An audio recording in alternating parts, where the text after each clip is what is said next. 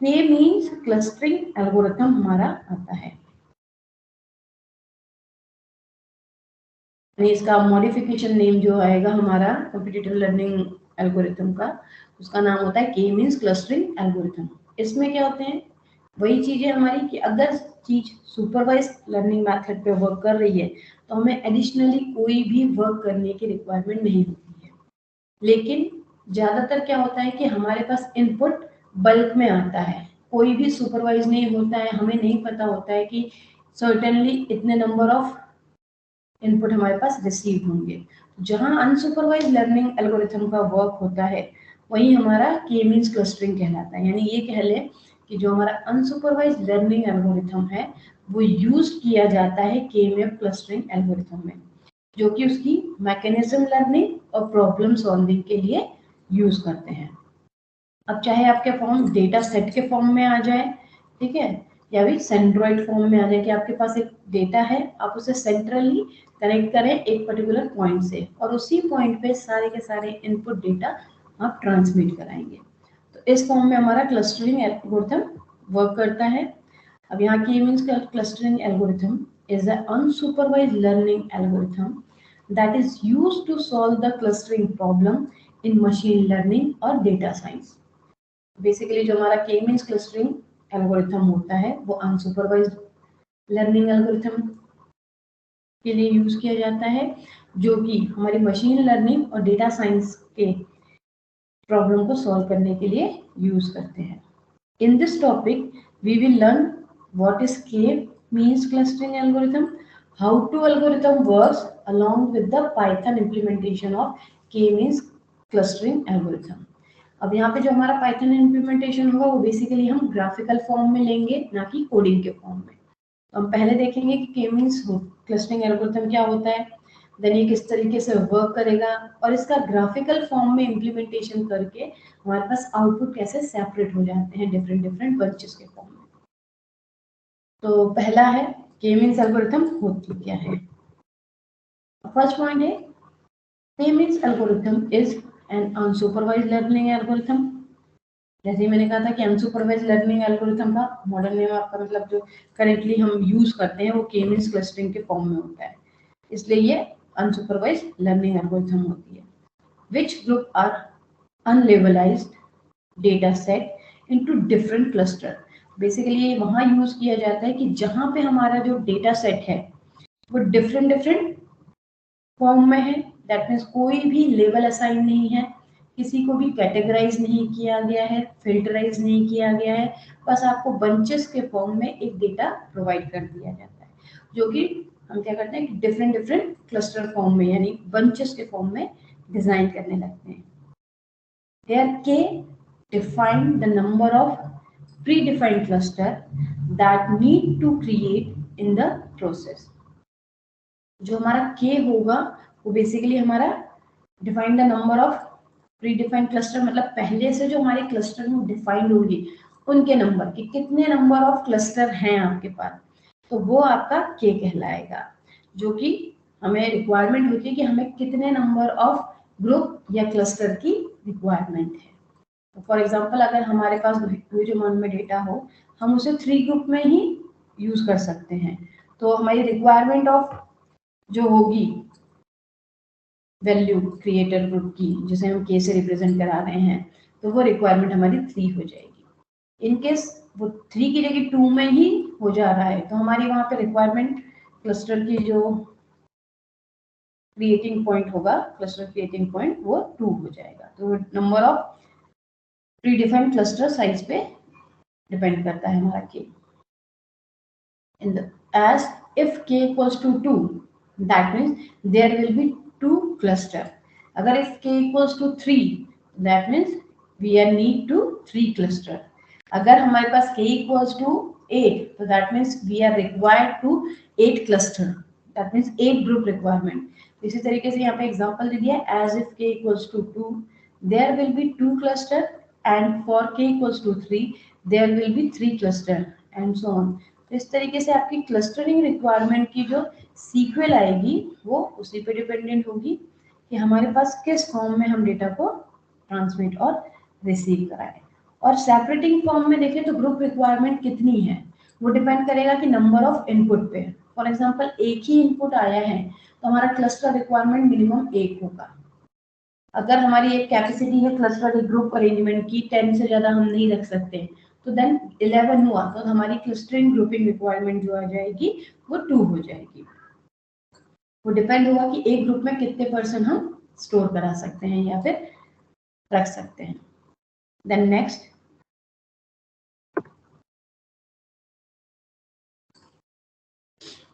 it is an iterative algorithm that divides the unlabeled data set into k different clusters in such a way that each data set belong only one group that is similar property।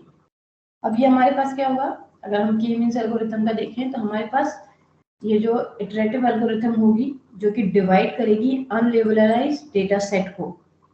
ठीक है, अब हमारे unlabelled data set को ये divide करेगी different cluster size में। ठीक है, अब क्या होता है कि अगर हम डिफरेंट टाइप के क्लस्टर साइज बनाते हैं तो इसमें इस तरीके से अपना इनपुट फीड ऑन करते हैं कि वो एक दूसरे को सिमिलर प्रॉपर्टी रखते हों। फॉर एग्जांपल हमने ए में रख दिया, ए की प्रॉपर्टी होगी कि वो सिर्फ और सिर्फ इनपुट ले सकता है, और वही चीज हमने बी में डाल दिया तो वो हमारे लिए यूजफुल नहीं होगा। तो इसलिए हम ऐसी सिमिलैरिटी प्रॉपर्टी वाले एलिमेंट को उस ग्रुप पे डालेंगे जो इनपुट गेन कर सकता है। तो हमारे ए बी सी में से हम देखेंगे तो सारे के सारे हमने अलॉट किए ए में, वो साइजेस में डिफरेंट हो सकते हैं लेकिन प्रॉपर्टी सिमिलर हो सकती है। तो प्रॉपर्टी का मतलब ये होगा कि अगर उनका वर्किंग प्रोसेस है कि सिर्फ और सिर्फ इनपुट को गेन करना है, ट्रांसमिट नहीं करना है, तो फिर हम ए में गेन इनपुटर रखेंगे। देन बी में हम इस तरीके का रखेंगे कि ये जो एलिमेंट्स होंगे ये आउटपुट प्रोवाइड करेंगे हमारे रिसीवर के लिए। तो हमारी ग्रुप बी की जो क्लस्टरिंग या ग्रुपिंग डिजाइन होगी वो उसी प्रॉपर्टी पे बेस्ड होगी जो कि उसके सिमिलर होगी। दैट मीन्स जो आउटपुट प्रोवाइड करेगा वो आउटपुट वाले ग्रुप में रहेगा, जो इनपुट प्रोवाइड करेगा वो इनपुट वाले ग्रुप में रहेगा। फॉर एग्जाम्पल हमने k = 2 लिया है तो एक इनपुट के लिए हो जाएगा और एक आउटपुट के लिए हो जाएंगे। अब ऐसा नहीं कि आउटपुट वाला उठा के इनपुट पे रख दे और इनपुट वाला आउटपुट पे, इस तरीके से हमें ग्रुप अरेंजमेंट नहीं करनी होती है। तो जो हम ग्रुप अरेंजमेंट करते हैं वो इस तरीके से करते हैं कि उनकी जो प्रॉपर्टी हो एक दूसरे के सिमिलर हो। इसी तरीके से हम डिफरेंट कैटेगरी में करेंगे। फॉर एग्जाम्पल के फॉर्म में ले लें कि अगर हमारे पास कोई play an number of form में स्टूडेंट नेम है और वो स्टूडेंट हमारे प्लेयर के फॉर्म में है। कोई क्रिकेट खेलता है या कोई कबड्डी खेलता है, अगर हम क्रिकेट वाले को कबड्डी में डाल दें और कबड्डी वाले को क्रिकेट में डाल दें तो यहाँ पे क्या होगा कि हमारी जो ग्रुपिंग बनाई गई है या क्लस्टरिंग बनाई गई है वो सिमिलर होंगी नहीं, वो एक दूसरे के अपोजिट होंगी। लेकिन हमारी गलती की वजह से हमने क्या किया कि जो फिल्टरिंग प्रोसेस किया था, ग्रुप अरेंजमेंट किया था, वो उसकी सिमिलैरिटी प्रॉपर्टी को देखते हुए अरेंज नहीं किया। इसलिए हम ऐसे स्टूडेंट को फाइंड आउट करेंगे जो क्रिकेट के इंटरेस्टेड हो और ऐसे स्टूडेंट फाइंड आउट करेंगे जो कबड्डी के इंस्ट्रक्टेड हो। तो इंस्ट्रक्टेड स्टूडेंट जो होंगे तो उसी हिसाब से हम डिफरेंट टाइप पे असाइन करते हुए ग्रुप बनाएंगे। तो यहाँ पे जो हमारा डेटा सेट होगा वो सिर्फ और सिर्फ एक ग्रुप पर असाइन होंगे और एक ग्रुप में उसके सिमिलर प्रॉपर्टीज को हम फिट ऑन कराएंगे। इसी तरीके से दूसरा ग्रुप बनेगा, दूसरे ग्रुप में हम उसी की सिमिलर प्रॉपर्टी के अकॉर्डिंग वो डेटा इनपुट कराएंगे। Next point, it allow to us to cluster the data into different groups and a convenient way to discover the categories of a group in the unlabelized data set on without the needed any training। अब यहाँ पे के means algorithm हमें क्या करेगा, allow करेगा cluster designing के लिए, यानी क्लस्टर दैट मींस ग्रुपिंग के लिए, जहाँ पे हमारे पास जो डेटा होगा वो डिफरेंट ग्रुप के फॉर्म में अरेंज होगा। ठीक है, तो इन्हीं ग्रुपिंग अरेंजमेंट के फॉर्म में अगर हम देखें तो हमारा जो डेटा ट्रांसमिटिंग होगा वो प्रॉपरली इस तरीके से ट्रांसमिट होगा कि हमारे पास एक तो अलाउ प्रोसेस आ जाएगा कि हम ग्रुप अरेंज कर सकते हैं, जो अनलेबलाइज डेटा था उसे कैटेगराइज या लेबलाइज कर सकते हैं। तो इस तरीके से हम एक डिफरेंट डिफरेंट ग्रुप असाइन करेंगे। फॉर एग्जांपल पहला ग्रुप कर दिया हमने एक स्पोर्ट के लिए, दूसरा ग्रुप कर दिया दूसरे स्पोर्ट के लिए, तीसरा ग्रुप कर दिया तीसरे स्पोर्ट्स के लिए। तो अब हमें अलग से कोई ट्रेनिंग की रिक्वायरमेंट नहीं होगी कि हम इस तरीके से ग्रुप अरेंज करें। हमने ऑटोमेटिकली अनलेबलाइज्ड डेटा सेट को डिस्कवर कैटेगराइज कर दिया है डिफरेंट डिफरेंट ग्रुप में। तो इस तरीके से अरेंजमेंट होता है। फिर देन उस ग्रुप में हम नंबर ऑफ इनपुट, जो कि इनपुट इस टर्म से होगा कि एक सेंटर पॉइंट उनका कैप्टन बना दें या उनके मेंटर बना दें। तो मेंटर्स और कैप्टन जो होंगे उस पर्टिकुलर हर एक मेंबर को वर्क असाइन करना शुरू करेंगे। तो ये हमारी ग्रुपिंग अरेंजमेंट होता है। Then next one, it is a centroid based algorithm where each cluster is associated with the centroid. The main aim of this algorithm is to minimize the sum of distance between the data point and their corresponding cluster. Basically अगर हम कहें k means algorithm को, तो ये हमारी एक centroid based algorithm होगा। ठीक है, अब सेंट्रॉइड बेस का मतलब क्या होता है कि हमने क्या किया, फॉर एग्जांपल कोई हम ट्रायंगल असाइन करते हैं। ठीक है, उस ट्रायंगल में सेंटर ऑफ ट्रायंगल या सेंटर ऑफ पॉइंट देखें तो हर एक का एक ही फिक्स्ड होगा जो कि कोऑर्डिनेट करेंगे डिफरेंट डिफरेंट वेरिएंट के साथ। कि अगर हमने ट्रायंगुलर वेव लिया तो 3 नोड्स हो गए, 3 नोड्स के सेंटर पॉइंट पे जो वैल्यू होगी वहीं से ट्रांसमिट और रिसीव होगी। तो ये हमारा सेंट्रॉइड बेस्ड एल्गोरिथम होगा जिसमें हर एक क्लस्टर एसोसिएट होगा हर एक सेंटर से। That means node 1, node 2, node 3, अगर ग्रुप 3 है, ये अरेंजमेंट है, तो इन तीनों ग्रुप को इस सेंटर पे आके रिपोर्ट करना होगा। तो वही मैंने कहा था कि जिस तरीके से मेंटर बना दें और वो उसमें अपना इंस्ट्रक्शन देते हुए कंटिन्यू करें। ये बेसिकली इसलिए यूज करते हैं कि जो हमारा डिस्टेंस होता है वो ज़्यादा ना जाए, यानी 3 ग्रुप आपस में डिस्कस करके किसी एक कोच को या एक मेंटर को अपना डिसीजन और आउटपुट बता पाए, देन उसके बाद वो उन्हें गाइड करते हुए ट्रांसमिट करें। ठीक है, इसीलिए बेसिकली ये यूज होता है। इसमें लिखा है the main aim of this algorithm is to minimise the sum of distance between the data point and their corresponding cluster. ठीक है, तो बेसिकली डिस्टेंस को मिनिमाइज करने के लिए और डेटा पॉइंट और उसके क्लस्टरिंग के सेंटराइज को करने के लिए असाइन होता है। अगर हम नॉर्मल बेसिक फॉर्मूला देखें तो वो हो जाएगा आपके पास नोड 1, 2, 3। जैसे प्रीवियसली लेक्चर में एक डायग्राम दिखाया था आपके पास, ए बी सी है, वेटेज है उसके साथ और इनपुट आ रहा है x1, x2, 3। तो इन्हें जब हम सम करेंगे तो इनका बेसिक फॉर्मूला जो बनेगा सेंट्रॉइड बेसिस पे वो बनेगा x1 plus x2 plus x3 divided by 3, क्योंकि हमारे पास 3 नंबर ऑफ नोड हैं तो उसका मीन या मिड वैल्यू आ जाएगी। इसी तरीके से अगर y1, y2, y3 हो तो उसे हम कैसे कैलकुलेट करेंगे, y1 plus y2 plus y3 whole divided by 3। जितने नंबर ऑफ नोड होंगे उतना डिवाइडेड बाय वैल्यू आएगा नीचे, और n नंबर ऑफ इनपुट के फॉर्म में कितने भी इनपुट आ सकते हैं आपके पास। Next, the algorithm take the unlabeled data set as input, divided the data set into k number of cluster and repeat the process until does not find the best cluster.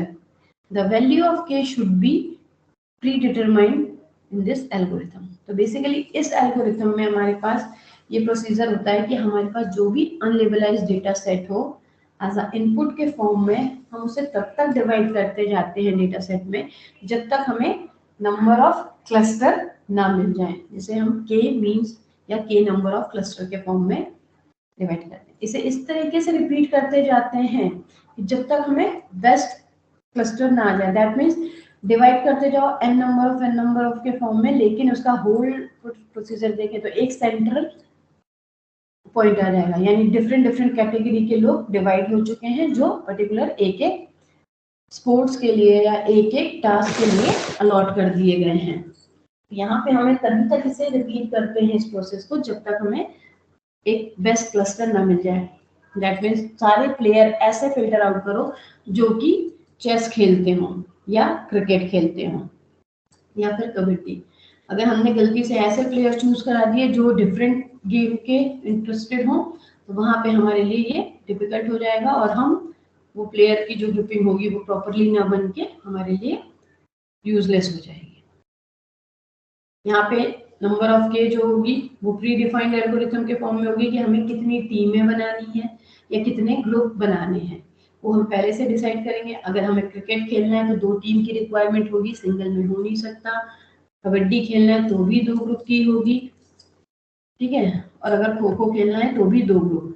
तो अब final 2 group चाहिए तो आप क्या करेंगे, सबसे पहले filter out करेंगे।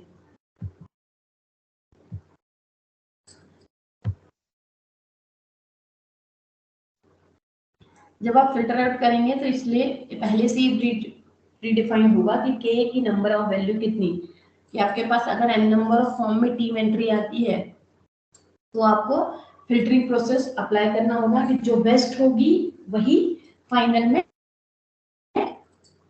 आएगी और उसी का ही आपस में वर्क होगा, चाहे वो एक दूसरे के राइवल्टीज के फॉर्म में करें या जो भी टीम आपस में उतरेंगी फाइनल में। ये हमारा इसी तरीके से प्रोसेस रिपीट होता रहता है। नेक्स्ट पॉइंट है the K means clustering algorithm mainly perform 2 task, ठीक है। First one, determine the best value of k center point or centroid by an iterative process। तो पहला जो 2 टास्क पे बेस होता है हमारा के में, पहला होगा कि आपको के की वैल्यू फाइंड आउट करनी होगी जो कि प्रॉपरली बेस्ट हो। दैट मीन्स आपके पास डिफरेंट नंबर ऑफ टीम आ गई है तो आपको 2 बेस्ट टीमें उसमें से फाइंड आउट करना हो जो उसके सेंट्रॉइड बेसिस पे हो।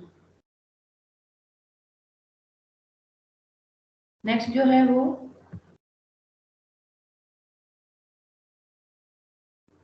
वो हमारी आएगी next, assign each data point to it's cluster के सेंटर, यानी हर एक डेटा पॉइंट के क्लस्टर का के सेंटर असाइन करना होगा। Those data point which are near to particular K centre create a cluster, यानी हर एक क्लस्टर का सेंटर पॉइंट आपको असाइन करना होगा जिसके अकॉर्डिंग ही वो डेटा पॉइंट या वो नंबर ऑफ इनपुट उसके क्लस्टरिंग के सेंटर पे वर्क करें।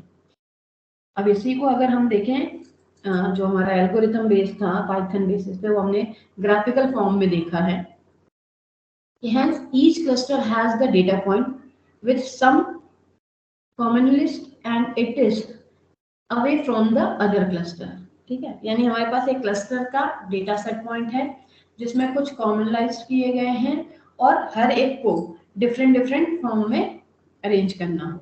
हम किस तरीके से इसे अरेंज करेंगे, पहला पॉइंट देखें।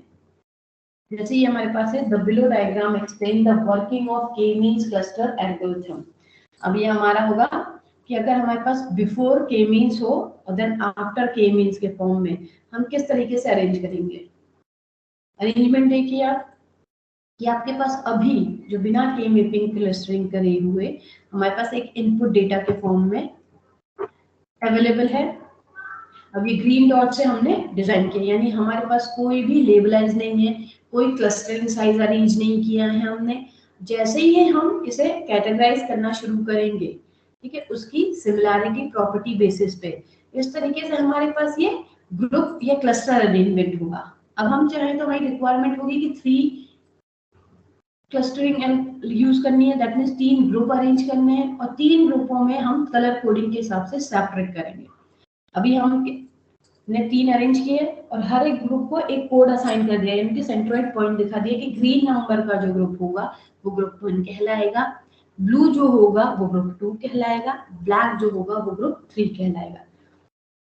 तो इस तरीके से जब अनलेबलाइज्ड डेटा सेट हमारे पास रिसीव्ड होते हैं तो हम क्या करते हैं, उन्हें ग्रुपिंग के फॉर्म में अरेंज करते हैं जहां हमारा के मींस एल्गोरिथम वर्क करता है। तो आप देखें बिफोर और आफ्टर दोनों का एग्जांपल मतलब डायग्राम दिखाया गया है कि अगर हमारे पास अनलेबलाइज्ड फॉर्म में डेटा हो तो इस तरीके से अरेंज होता है।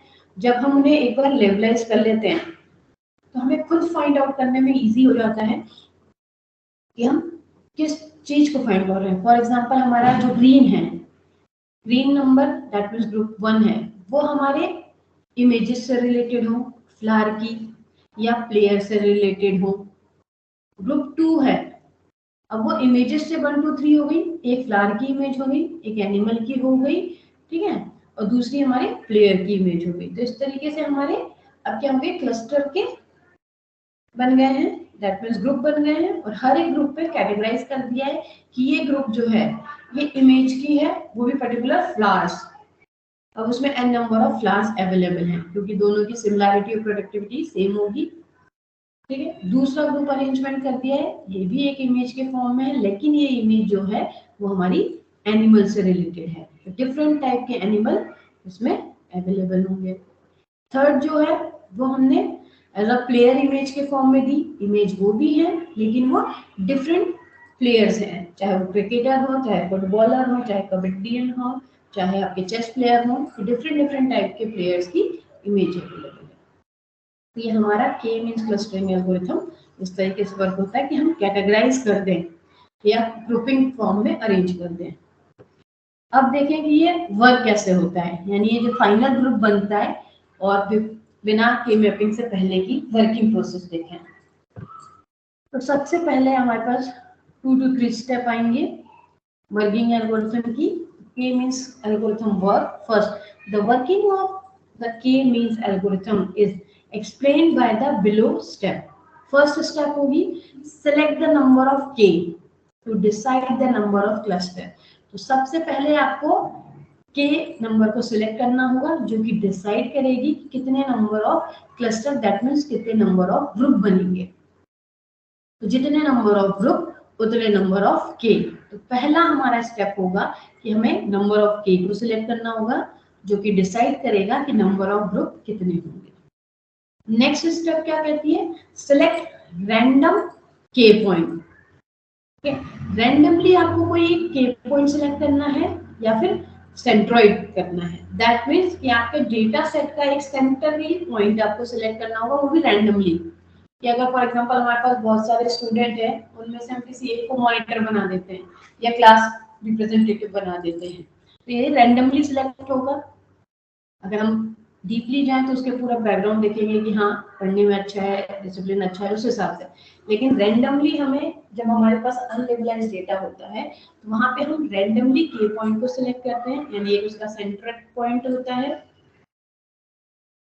It can be other from the input data set, जो कि इनपुट डेटा सेट से अलग हो, ठीक है। यानी जितने भी जैसे क्लास मॉनिटरिंग रिप्रेजेंटेटिव भी होते हैं तो उन्हें देखें तो हम ऐसे बच्चे को चूज करते हैं कि जो बात भी माने, सारे लोगों तक इंफॉर्मेशन भी पहुंचाए, उन सब की जो भी प्रॉब्लम है वो हमारे तक सिंगल पॉइंट ऑफ व्यू में लेकर आ जाए। इस तरीके से हमें सेंड करना होता है जो कि इनपुट से अलग हो। थर्ड स्टेप जो होगी, assign each data point to their closest centroid, यानी हमें अब असाइन कर क्लोजेस्ट सेंट्रॉइड कौन सा है उसके फॉर्म में हम अरेंज करेंगे, यानी प्री डिफाइन करेंगे क्लस्टर साइज को। जैसे 3 ट्रायंगुलर शेड लिया है, ट्रायंगुलर का सेंटर पॉइंट अगर देखें तो इक्वल डिस्टेंस पे हम सेंटर पॉइंट को असाइन करेंगे, इसीलिए यहाँ पे लिखा है assign each data point to their closest centroid which will form the predefined K cluster, यानी जो पहले से प्री डिफाइंड के क्लस्टर हैं। फॉर एग्जाम्पल वो 3 है तो होल डिवाइडेड बाय 3 होगा, फॉर एग्जाम्पल वो 4 है तो होल डिवाइडेड बाय 4 करके उसका सेंटर पॉइंट आ जाएगा। नेक्स्ट 4th स्टेप जो होती है, calculate the variance and place a new centroid of each cluster. तो सबसे पहले क्या होगा, calculate the variance, that means आपके पास n नंबर ऑफ इनपुट होगा, उस इनपुट को हम समराइज करेंगे and whole divided by number of node terminal, यानी क्लस्टरिंग साइज। उसके बाद जो आएगा उसे हम प्लेस करेंगे नए सेंट्रॉइड से। पहले तो रैंडमली सिलेक्ट करेंगे, जब हमारे पास आ जाएंगे पहले से प्री डिफाइंड फॉर्म पे, तो जितने नंबर ऑफ इनपुट अवेलेबल है, फॉर एग्जांपल 5 इनपुट अवेलेबल है, x1 x2 x3 x4 x5, और इसी तरीके से y1 y2 y3 y4 y5। तो हम क्या करेंगे, x1 plus x2 plus x3 plus x4 plus x5 whole divided by 3, क्योंकि हमारे पास n नंबर ऑफ क्लस्टर जो होंगे वो 3 होंगे। इसी तरीके से y टर्मिनल को भी हम करेंगे, देन हमारे पास जो नया सेंट्रोइड आ जाएगा हर एक क्लस्टर का वो फिक्स्ड हो जाएगा। देन फिफ्थ स्टेप पे क्या होगा, repeat the third step which means reassign each data point to the new closest centroid of each cluster। यानी जो थर्ड नंबर का स्टेप है उसे हम रिपीट करेंगे, क्योंकि हर एक नए डेटा सेट के लिए अवेलेबल होगा उसका क्लोजेस्ट सेंट्रोइड। जो क्लोजेस्ट सेंट्रोइड होगा वो हमारे क्लस्टर साइट के लिए अवेलेबल होगा। देन सिक्स्थ नंबर जो होगा, if any assignment occurs then go to the step 4 else go for finish। अगर और भी कोई रीअसाइनमेंट रह जाता है तो हमें स्टेप 4 को फॉलो करना होगा और फिर देन उसे फिनिश अप करना होगा, यानी सेंट्रोइड असाइन करते हुए हमें सेंटर पॉइंट पे लाना होगा। थर्ड में क्या होता है, मॉडल इज रेडी। तो बेसिकली जो आपका फाइनल क्लस्टर आउटपुट आया था के मींस का, ये मॉडल हमारा रेडी हो जाएगा और डिजाइन होगा। तो हमें बेसिकली 1 to 4 स्टेप पे ही करना है कि अगर कुछ बच जाता है तो हम होल डिवाइडेड बाय करके उसका न्यू सेंट्रोइड पॉइंट बना देंगे और उस क्लस्टर को लॉक कर देंगे। देखते हैं हम डायग्राम के फॉर्म में कि किस तरीके से हम इसे समझते हैं। Let understand the above step by considering the visual plots. अब हमें विजुअलिटी के फॉर्म में, अभी तो हमने ऐसे ही देखा कि इस तरीके से डेटा आएगा। Suppose we have two variable m1 and m2. The x and y axis scatter plot these two variable is given। अब बेसिकली के पास हमारे पास क्या होंगे, दो वेरिएबल अवेलेबल हैं, एक m1 को असाइन करता है और एक m2 को। यहाँ एक्सिस जो अवेलेबल होंगी x और y एक्सिस के फॉर्म में ये स्कैटर होंगी, किसी भी पॉइंट पे प्लॉट होंगी। अब इन्हें हमें क्या करना होगा, अरेंजमेंट के फॉर्म में। फर्स्ट स्टेपिंग क्या होती है, हमें आइडेंटिफाई करना होता है कि नंबर ऑफ क्लस्टर कितनी रिक्वायरमेंट में है, या to select the number of cluster. तो फर्स्ट है let take number of K, ठीक है। अब के हमारा क्लस्टर साइज है, that is K equals to 2। यहाँ हमने जब पहले ही सपोज में ले लिया है वेरिएबल m और m1 और m2 है, तो हमारे पास जो क्लस्टर वेरिएबल आ जाएगा वो 2 हो जाएगा।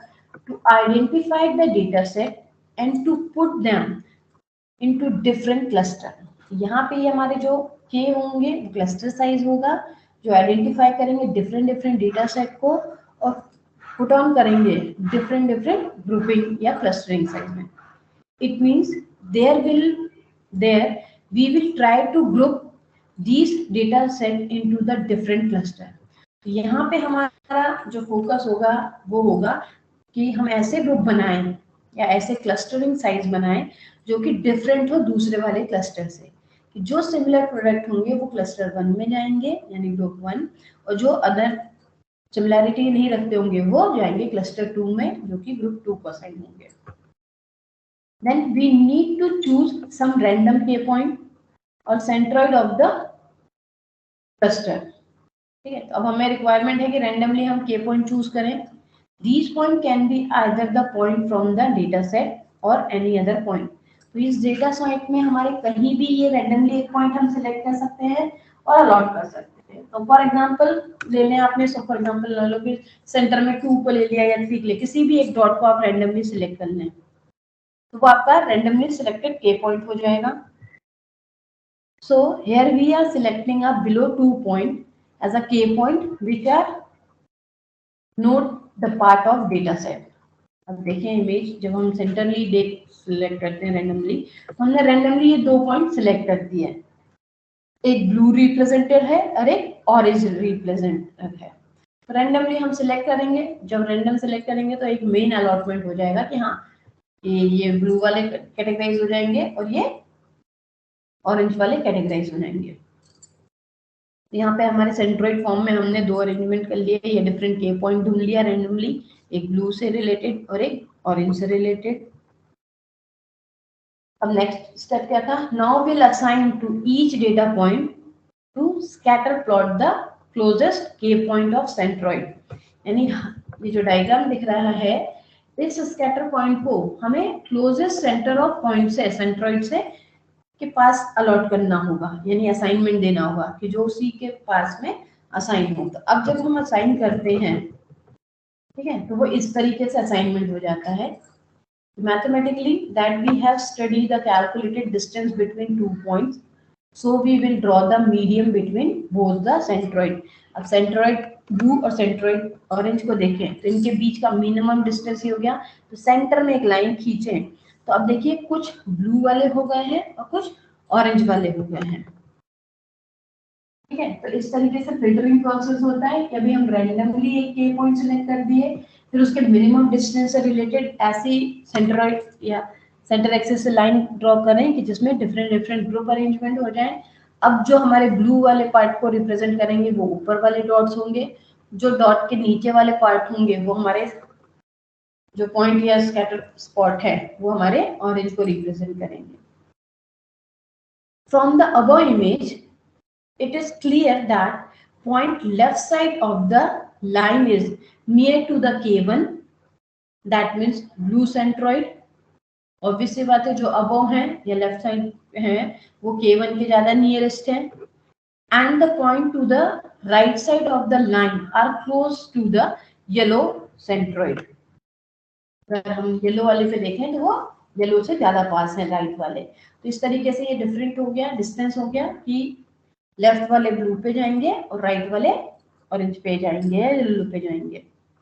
Let's colour them the blue and yellow for clear visualisation. तो जो हमारे ब्लू और येलो है या ब्लू या ऑरेंज है, उस कलर को अगर हम देखें तो ये क्लियरली विजुअलाइज हो रहे हैं, हमें दिख रहे हैं कि ब्लू के साइड पे जाने वाले स्पॉट स्कैटर स्पॉट ये रहे और येलो साइड पे आने वाले स्कैटर स्पॉट इस तरीके से है।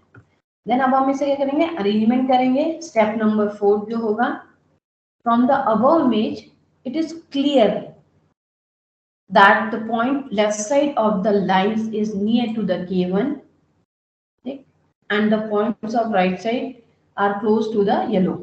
ये हमारे विजुअलाइज फॉर्म में। अब जब हम इन्हें देखें, as we need to find the closest cluster. अब हमारा थर्ड स्टेप के बाद क्या है कि हम सबसे पहले फाइंड आउट करेंगे कि हमारा क्लोजेस्ट क्लस्टर कौन सा है इस पर्टिकुलर पॉइंट में। ये हमारा फाइंड आउट करना होगा कि इस क्लस्टरिंग के फॉर्म में कौन है। तो सबसे पहले हम क्या करेंगे, चूज ऑन करेंगे न्यू सेंट्रॉइड को, कि हम एक ऐसा सेंट्रॉइड बनाएं जो इसके क्लोजेस्ट फॉर्म में हो, और यानी जो भी फोर्थ स्टेप जो है, whole number of input divided by some categorized point that is requirement of 2 या that requirement of 3 के फॉर्म में। तो तब हम इसे अरेंज करेंगे और हमें नया सेंट्रॉइड मिल जाएगा। तो जब हमें नए सेंट्रॉइड मिल जाएंगे तो किस तरीके से आएंगे, to choose the new centroid we will compute the center of gravity of this centroid and we will find new centroid। देखें कैसे आएगा कि हम एक नंबर ऑफ इनपुट लिए, डिवाइड करने के बाद हमारा सेंटर पॉइंट आ गया यहाँ पे। अभी हमने रैंडमली चूज किया था, जब हम एक्चुअल न्यू सेंट्रॉइड पॉइंट बनाएंगे तो वो यहाँ पे मिलेगा। तो ये शिफ्ट होके हमारा सेंटर ऑफ द पॉइंट यहाँ आ जाएंगे, जो कि ब्लू वाला सेंट्रॉइड शिफ्ट हो जाएगा न्यू पॉइंट पे और येलो वाला सेंट्रॉइड शिफ्ट हो जाएगा उसके न्यू सेंट्रॉइड पॉइंट पे। Next we will reassign each data point. अब हमें रीअसाइन करना होगा क्योंकि इनके नियरेस्ट बाय का डिस्टेंस डिफरेंट हो गया, कुछ इसके पास थे अब वो तो कुछ दूर थे। अब सेंटर में आने की वजह से सबका डिस्टेंस इक्वल हो गया, यानी जो टाइम ड्यूरेशन होगा वो सेम हो जाएगा। For this we will repeat the same process to find the median line. The median will be like below image. इस तरीके से हो जाएगा। जब हमने उनके सेंटर से देखे और फाइंड आउट करें तो कुछ ब्लू जो येलो पार्टिकल्स हैं या येलो ब्लॉक्स हैं वो नीचे ऊपर साइड चले गए हैं, जो ब्लू ब्लॉक्स हैं वो नीचे साइड हो गए हैं। यानी अब प्रॉपरली फिल्टर आउट हो गया है कि इस क्लस्टर सेंट्रॉइड पॉइंट पे इतने नंबर ऑफ ब्लू अवेलेबल होंगे और इतने नंबर ऑफ और येलो अवेलेबल होंगे। फिर जब हम इन्हें डिफरेंट कैटेगरीज में असाइन करेंगे तो वो देखिए लाइन शिफ्टेड हो गई, जो ब्लू था वो ऑरेंज येलो हो गया, और जो येलो था वो ब्लू हो गया। तो इस तरीके से जब हम फिल्टर आउट करते हैं from the above image, we can see only yellow point is on the left side of line and the two below points is right on the line. So there three spot, a 3 point will be assigned to new centroid. हमारे 3 points available हो गए। इसे reassignment के form में डालेंगे। जब reassignment डालेंगे तो वही करते जाएंगे जब तक हमें प्रॉपरली येलो येलो और ब्लू ब्लू पॉइंट ना मिल जाए। तो जो हमारा स्टेप नंबर 5 और 6 था कि हम उसे रिपीट करते रहेंगे उसको जब तक हमें नया सेंट्रॉइड पॉइंट ना मिल जाए प्रॉपरली के पॉइंटेड के फॉर्म में। यहीं पे है we will again go to the step 4 which is finding the new centroid of K point. Then हम करेंगे तो we will repeat the process of finding the center of gravity of centroid. So the new centroid is available the show image. इस तरीके से centroid करते जाएंगे तो हमारे पास ब्लू और ये यानी ग्रुपिंग अरेंजमेंट के फॉर्म में उतने नंबर ऑफ इनपुट अरेंज आ जाएंगे। जब अब हमारी सेंट्रल लाइन डायगोनली से वर्टिकली मोड पे आने लगेगी, ठीक है, या हॉरिजॉन्टली, जिस तरीके से सेंटर कट पॉइंट अवेलेबल होंगे उसी मीडियम के फॉर्म में ये असाइन करते हुए आपके पास डेटा प्रोवाइड करती जाएगी। तो अब देखिए इमेज आपकी रोटेटिंग है कि कुछ ब्लू ब्लू के पास आ गई, कुछ येलो येलो के पास। Then we can see the image, that means above image, there are no dissimilarity data point on each side of the line, which means our model is formed.